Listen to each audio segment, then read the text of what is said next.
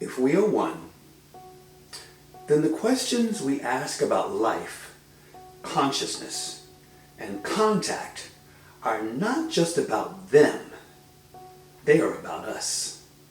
They're about what kind of beings we are, what kind of universe we inhabit, and whether human history is larger than the story we were taught. So now, we open a doorway into the possibility that we are not alone, a doorway into the possibility that what we call religion, myth, and ancient memory may hold traces of contact, a doorway into the possibility that disclosure is not a single event, but a long unveiling, and a doorway into the possibility that the greatest preparation for first contact is not technological readiness, but spiritual readiness.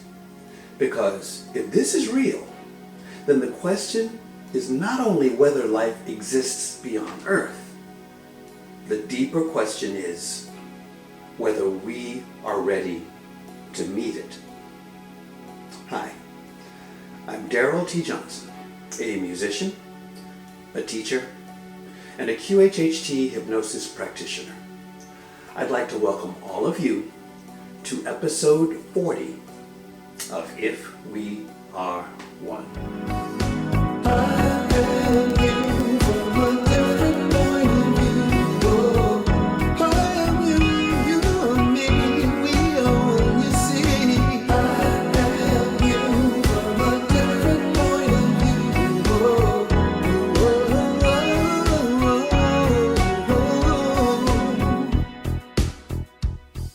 Hello, and welcome to this special episode. There are moments in history when the surface of reality seems to tremble, when old assumptions begin to crack, when things long hidden begin to emerge into the light. And if we are paying attention, we can feel those moments before they fully arrive. This is one of those conversations. For some, the subject of extraterrestrial intelligence is still a matter of speculation and conjecture.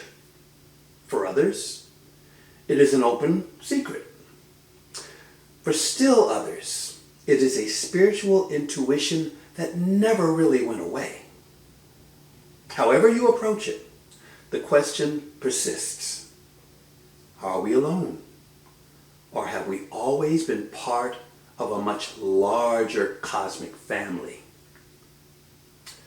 What if the signs have been with us all along? What if ancient texts, modern sightings, declassified files, and spiritual insights are all pointing toward the same larger reality? What if contact is not something waiting in the distant future, but something humanity has been slowly preparing to recognize? Today's episode is not a debate. It's an invitation. An invitation to consider the possibility that the universe is alive with intelligence. An invitation to consider that the sacred and the extraterrestrial may not be opposites. An invitation to consider that our spiritual evolution may be leading us toward open communication with beings beyond Earth. And an invitation to consider that the future may already be arriving. This is Disclosure Day, a time to open ourselves to the possibility that we are not alone, that we have never been alone, because what follows is not just information, it is contemplation, it is remembrance, it is the quiet recognition that reality may be far more expansive than we have been taught to believe. When we look at the universe honestly, it becomes difficult to maintain the belief that Earth is the only place where life has emerged. The scale is simply too vast, the numbers of stars too numerous, and the probability too compelling.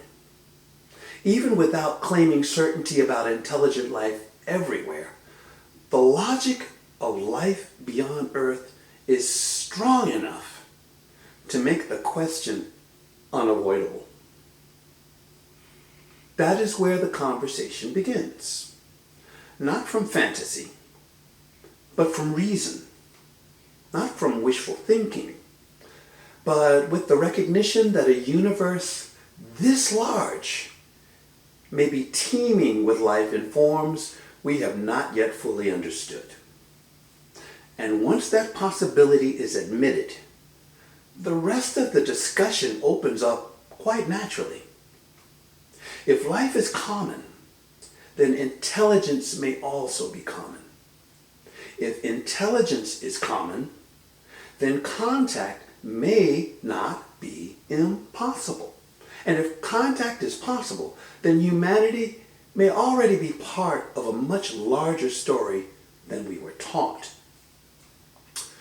Modern disclosure has only intensified the question of UAPs, disclosure, and unresolved reality.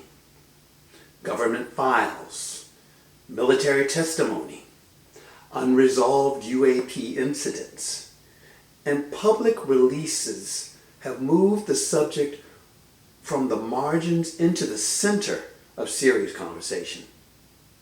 Even when these reports stop short of naming an origin, they still confirm that something is happening. That matters, because unresolved does not mean imaginary. It means the phenomenon has not yet been fully explained, and the public still does not have the complete picture. The fact that these materials are now being released at all, and now at such growing rates, suggests that the question is not going away. In many ways, it feels like the beginning of a larger unveiling rather than the end of the conversation. For some, this is about national security. For others, it is about technology. But for many of us, it feels deeper than that. It feels like a reminder that reality may be stranger, richer, and more alive than we have been allowed to imagine. If we turn to ancient texts and spiritual traditions, we find recurring images of beings from above, messengers from the heavens, wheels of fire, radiant encounters, and divine communication. The ancient astronaut perspective asks an interesting question. What if some of these stories were attempts to describe actual encounters with intelligences beyond human understanding? That does not mean every religious story is reduced to a technical event. It means language may have been limited. Ancient people may have witnessed something real, but interpreted it through the symbolic and sacred vocabulary available to them. Angels, gods, and messengers may have been the closest language they had for contact with something extraordinary. That possibility is important because it honors both the spiritual and the mysterious. It says the sacred may not be an illusion, but a translation. It says our ancestors may have been reaching for meaning in the presence of something that exceeded their frame of reference. This is where the Anunnaki and Sumerian material enter the conversation. These ancient records continue to inspire debate because they are among the oldest written narratives we possess, and because they contain themes that modern people interpret as possible evidence of outside influence. Now, whether one views the Anunnaki as deities in a religious context or as symbols of contact in an ancient astronaut framework, the deeper point remains the same. Humanity has long wondered whether we were alone in shaping our own story. The origin of civilization has never been a simple subject, and our oldest texts suggest that the idea of guidance, intervention, or outside presence has been with us for a very long time. That is why these stories still matter. They are not just myths sitting in the past. They are mirrors showing us how humanity has always tried to understand its beginnings, its place in the cosmos, and the possibility that something greater was involved. So this is where the conversation becomes deeply personal. If contact is real, then the issue is not only whether ETs exist. The issue is whether we are prepared to meet them. That preparation is not merely intellectual. It is spiritual. It has everything to do with the state of our consciousness, our emotional balance, and the energy we carry in our daily lives. If we remain trapped in fear, anger, and separation, we may struggle to recognize truth when it arrives. We may interpret contact through panic rather than clarity. That's why high vibration matters, not as a slogan, but as a form of readiness. To remain in a high vibrational state means to stay centered, coherent, compassionate, and spiritually aligned. It means becoming less reactive and more receptive. It means preparing the inner vessel before asking for greater revelation. There are competing narratives around ETs, and it's important to name that clearly. One narrative presents them as threats, using fear to frame contact as invasion, danger, or domination. But there is another, much more expansive understanding that these intelligences are not here to destroy us, but to witness and perhaps support a civilization that is entering a profound evolutionary threshold.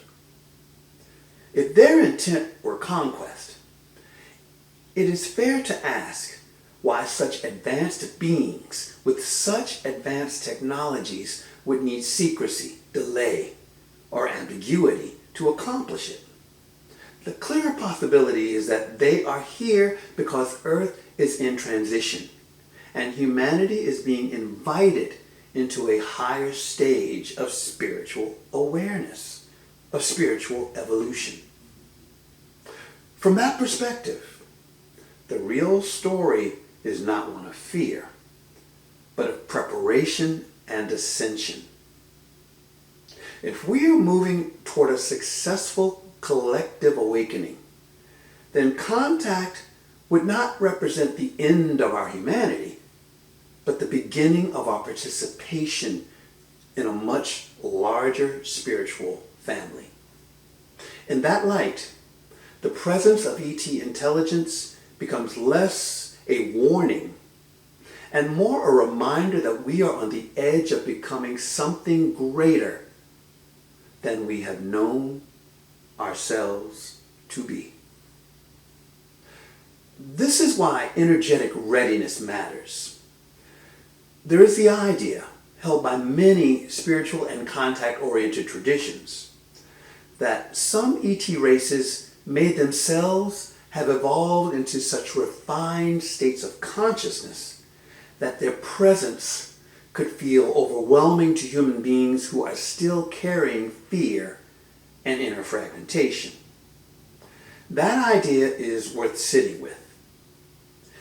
If a being or civilization has evolved beyond conflict, beyond lower emotional disturbance, beyond the kind of divisions that keep us fragmented, then first contact may not feel casual or ordinary.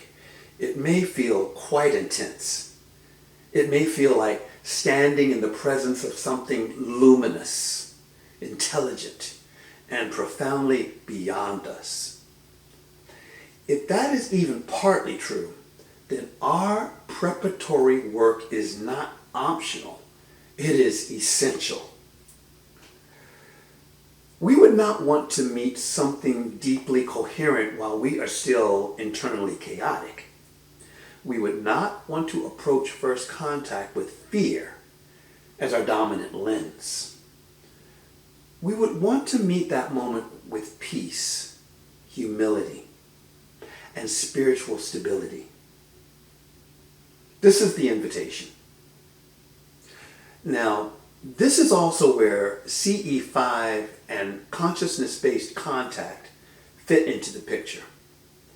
For those of you who don't know, CE5 is a term used for close encounters of the fifth kind, and it generally refers to the idea of initiating contact with non-human intelligence through focused intention, meditation, and consciousness-based practices.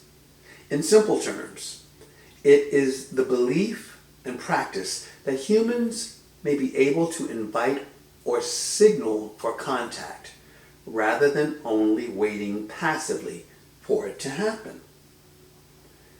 In the CE5 framework, the emphasis is not just on seeing a craft in the sky, but on raising one's awareness, cultivating peace, and entering a receptive state that some believe may make communication more likely. Whether someone sees it as a spiritual practice, a consciousness experiment, or a controversial contact protocol, it has become part of the larger conversation about how humans might interact with ET intelligence. Whether one agrees with all of its claims or not, the larger principle is meaningful. Contact may not be something that simply happens to us from outside. It may also be something we participate in through intention, coherence, and consciousness. That makes the conversation less passive and more participatory. It suggests that human beings are not just waiting for contact like spectators in the stands. We are preparing to become active participants in a larger relationship. And that preparation begins with how we live, how we think, how we feel, and what kind of energetic field we bring into the world. In my own work as a QHHT hypnosis practitioner, I have encountered many clients whose regression experiences have taken them far beyond the familiar boundaries of human identity. Some have described lives as non-human beings, including ET origin consciousnesses, where they found themselves aboard ships, serving in important missions, or participating in the unfolding of their species' greater purpose.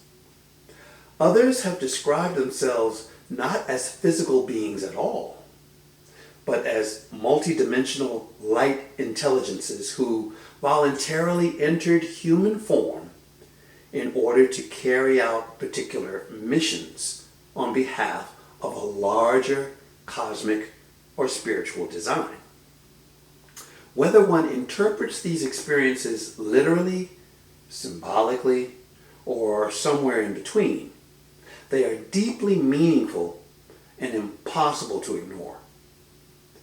Many of these individuals resonate with the term starseeds, reflecting a sense that their origins and purpose extend beyond this human experience.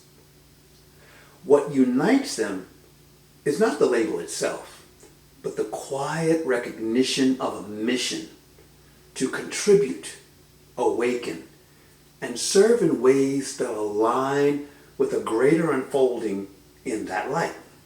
Their journeys become less about identity and more about embodiment and purpose.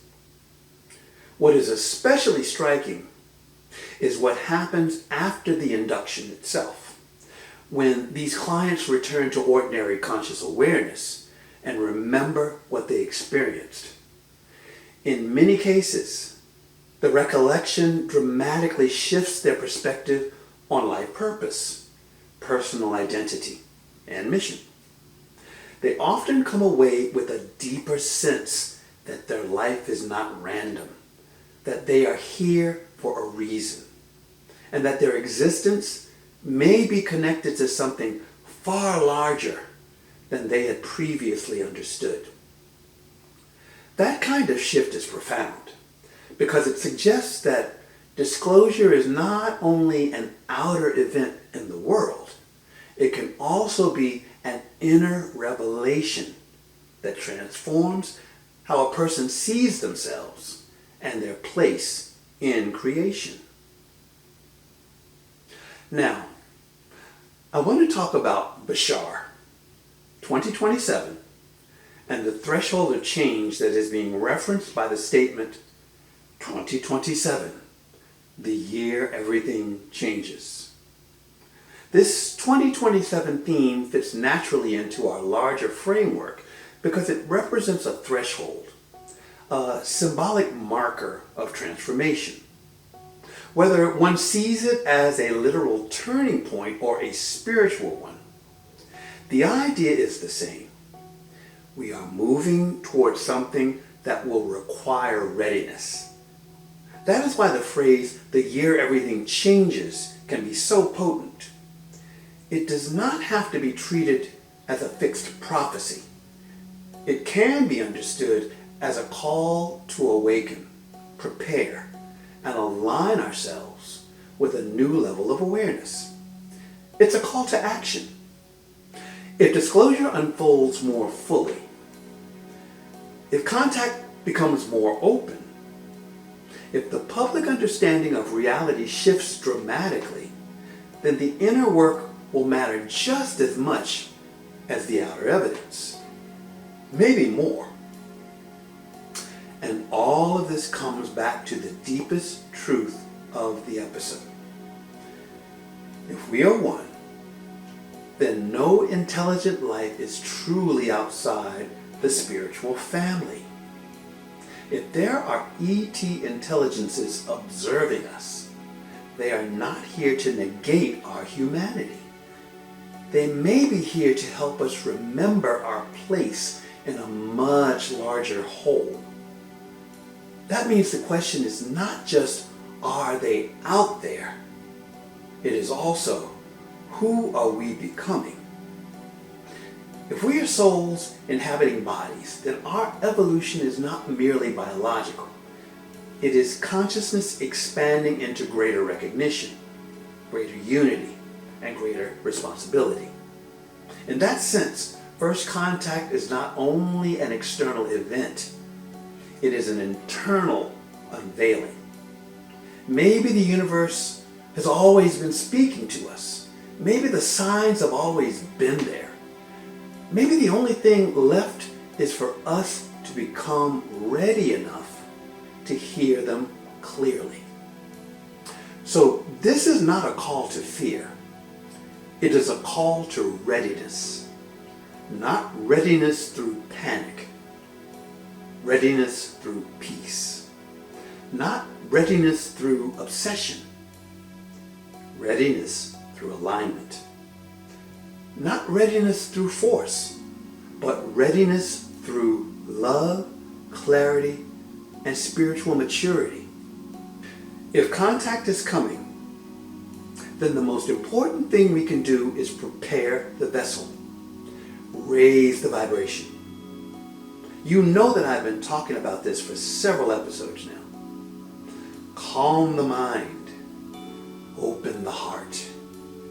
release the fear, and stand in the possibility that the next great unfolding of human history may begin not with an explosion, but with an awakening. So if we are one, then perhaps we are already being invited into the next stage of our becoming. And so we continue with open minds, with open hearts, with spiritual discernment, and with the willingness to ask the question that changes everything. What if this is real? I personally believe that it is. And if you share this belief, you know what you need to do. Let's go. We'll be talking more about these and other topics in future installments. And if there is anything that you would like for me to discuss or any questions you may have about anything that I have shared, please feel free to mention it by leaving a question or comment in the comments section. As always, if you have found any of this information at all helpful or enlightening, please like, subscribe, and share with others.